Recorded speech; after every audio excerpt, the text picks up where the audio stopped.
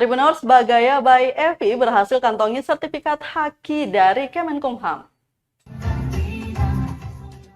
Bagaya by Evi berhasil mengantongi sertifikat Hak Kekayaan Intelektual atau HAKI dari Kementerian Hukum dan Hak Asasi Manusia atau Kemenkumham Senin 28 Agustus 2023. Sertifikat itu diterimanya secara langsung di acara Mobile Intellectual Property Clinic atau MIPC yang digelar di Maluku City Mall.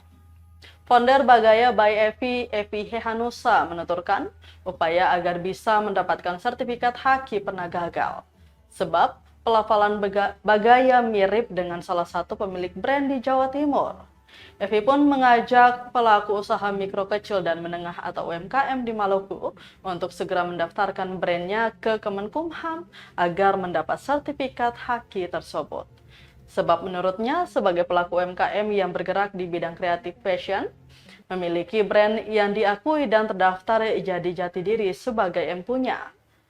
Dalam acara MIPC itu, Bagaya by Evi turut menampilkan busana kain tenun dan kebaya funky.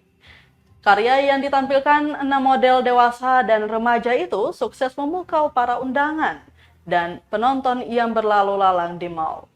Sementara itu, pelaksana tugas atau PLT Kemenkumham Maluku, Marsidin, menyatakan bahwa potensi kekayaan intelektual sebagai salah satu alat yang mendukung berbagai lini ekonomi. Dia menyebutkan sejak 2021 hingga saat ini, Provinsi Maluku mengalami cukup peningkatan pendaftaran dan pencatatan kekayaan intelektual.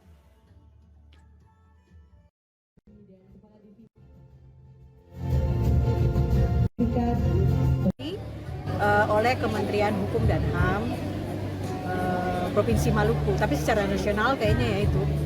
Terus itu brandnya Bagaya by Evi dulu sebenarnya itu sudah ada brand Bagaya saja, tapi ternyata di Jawa Timur itu ada juga Bagaya, walaupun penulisannya beda, tapi karena lafalnya sama, akhirnya dibatalkan, tidak boleh.